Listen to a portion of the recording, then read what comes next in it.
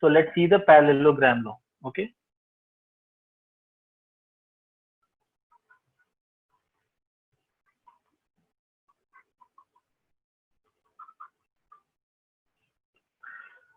This is another law. Let's say there are two vectors like this, and another one is like this. Okay. This is, let's say, vector A. I'm just naming it. Okay. And this is another vector B. The angle between the two vectors is, let's say, theta. Okay. Now, this parallelogram law says that the resultant, now this is not the same. Here the two tails are coinciding with each other, okay? And they are at an angle of theta, like this, okay? So now the law, parallelogram law says, so basically the two laws are the same thing. It's just the way you look at it, okay? So if you complete this parallelogram, okay? If you complete this parallelogram, the diagonal, this diagonal gives me the resultant of the two vectors. Okay, so this diagonal will give me the resultant of a plus b. Okay, this is the resultant vector. Okay, now we'll try to find out what is the magnitude of this r. Okay, what is the magnitude? So all the vectors have some magnitude and a direction. Here a is in this direction, b is in this direction. So the resultant of the two will be somewhere in between. Okay, the red line. This much we are seeing from the diagram. Okay, obviously if there is a boy, you pull the boy in this direction and in this direction also. Obviously he will move somewhere in between, right? So this is how to just to get give you a feel of it. Okay. So now I'll try to find the magnitude. The magnitude of a vector is defined or denoted as mod of A. Okay. Let's say this is A. The magnitude is denoted by this modulus sign. Modulus of A. This is magnitude of A. B vector's magnitude is, let's say, B. Okay. And R vector is the resultant, but R, this mod R is the magnitude of the resultant. Okay. Like in that case, like in this case, we had found out this magnitude. Okay, so you have deleted it, I think. Okay, in which we had got the answer square root 29. So the boy had moved 2 in this direction, 5 in this direction, right? So this we got as 25 plus 4 square root 29.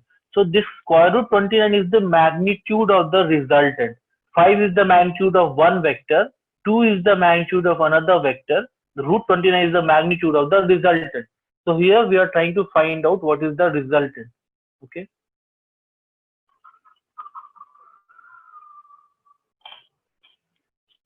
So obviously we'll use geometry and trigonometry. Okay.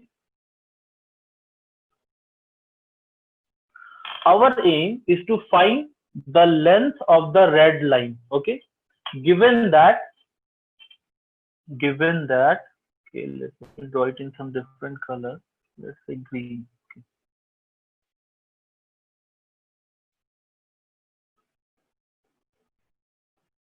Okay. Okay. This green line is some extra construction that I have done to find out the length of that red line. Okay. This black one is B, magnitude of B. A line is the, okay.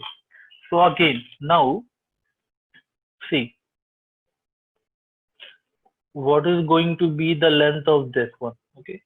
So if I draw a perpendicular here also, so now this triangle is congruent to this triangle. You can use simple geometry. This is theta, and this is the same. This is just parallel. This is a vector only, basically, right?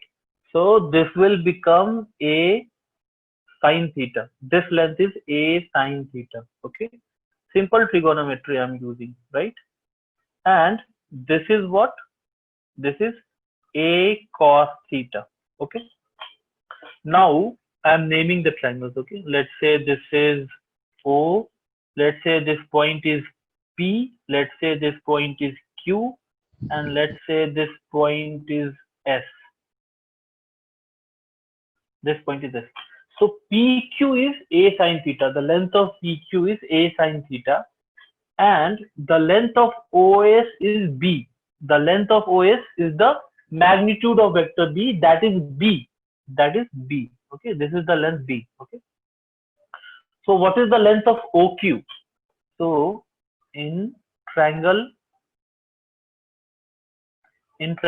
OPQ, I'll use simple Pythagoras theorem. Okay. Perpendicular square plus the base square is the hypotenuse square, and from there I'll try to get the length of the hypotenuse. Simple. Okay. So what is the length of the height? What is the height? That is a sine theta simply, right? So can I write OP square? I need to, what my objective is to find the length of this OP, right?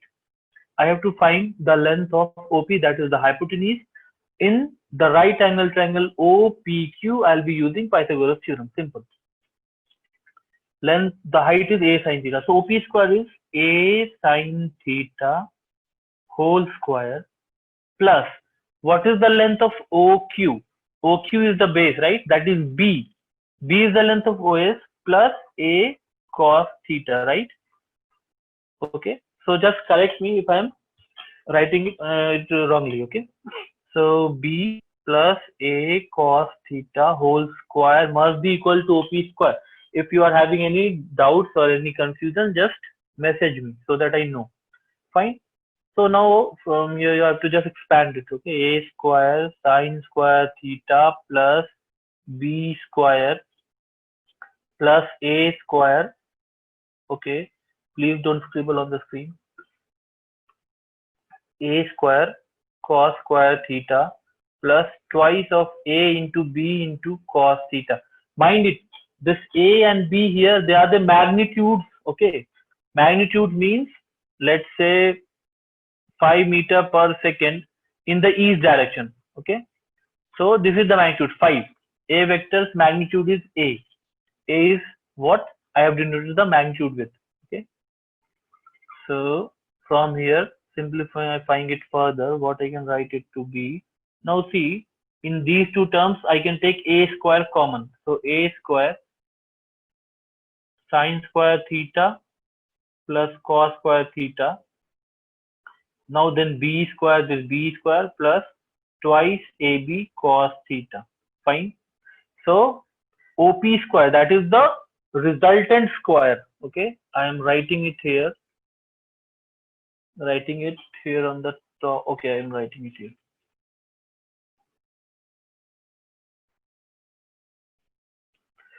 Okay, so Tamanna is asking one question. What is the difference between using the triangle and parallelogram law if both have the same formula? Can you please give an example? See, basically triangle law and parallelogram law, they are just two different ways of saying the same thing, because here also it is like triangle law only, right? What I am doing here, this vector, this is a vector, right? This is a vector. I told you that a vector can be moved parallel to itself, okay, anywhere in the space. So if the a vector, you are moving it parallelly, so this is the same a vector, right? This vector a vector, okay, this a vector. So it's the same thing. B plus a is the r vector. So it is the triangle law and the parallelogram law, just two ways of saying the same thing, but sometimes the situation is such that it is more evident. Okay, so some questions you can do more easily, it is more evident basically if you use the triangle law. Okay, and in some questions you have to use parallelogram law. It is perfectly fine, you can use whichever, parallelogram law, triangle law, they are just basically the same thing. Okay.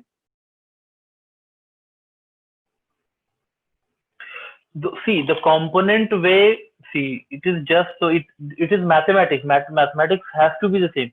7 can be written as 5 plus 2, can be written as 6 plus 1, can be written as 4 plus 3. So basically they are in essence the same things, but you say that okay, it is 5 plus 2, and sometimes you say 6 plus 1. So it is just the way you are writing 7. Okay, it's not that the value has changed or the thing has changed. The thing is absolute as mathematics. Okay, they are absolutely the same. Okay, now if you split it like 5 and 2, it will appear like to be like something else if you write 6 plus 1, but it is absolutely the same. It's not that the vectors are changing. No, it is mathematics, it won't change. Okay. The component method also we'll see. Yes, component method is another way of addition. We'll be seeing that. If the time allows, we'll be seeing that. That is very important. The Cartesian coordinate system will be understanding. Okay. But we have to take step by step. Okay. Most of the questions we'll be doing by the component method. Okay. Because that makes it very easy to look and to understand. So the general method, the most of the time we'll be using that component method only, but this is the method that we have to understand and know. Okay, because in your examination there will be direct questions from this, right? Means after this one I'll be giving a question of JEE mains. Okay, so if you just use this formula you will be getting that. Okay, if you will get a better picture if you do the questions. Okay, so this became okay. So this is what OP square. OP square, that is the resultant square, right? Became A square plus B square plus twice of A, that is magnitude of A into B into the cos of the angle between them. Okay, OP square, or you can say, okay, or you can say the resultant magnitude is what? The square root of A square plus B square plus twice of AB cos theta. Now this formula you have to keep in mind. Okay, there is no excuse to forget this. You have to keep in mind. Okay, you can't go deriving it in the examination. This formula you have to keep in mind. A is the magnitude of the first vector, B is the magnitude of the second vector, theta is the angle between the two vectors. So this expression gives me the magnitude of the resultant. Fine, this is one thing. One more thing I'll give a hint, and then I'm going to put forward a question. Okay, so everyone please note down this formula, this expression, to find the resultant of two vectors. Okay, after this I'm going to tell one more thing, and then I'll be giving a simple question of JEE Mains 2019. Okay,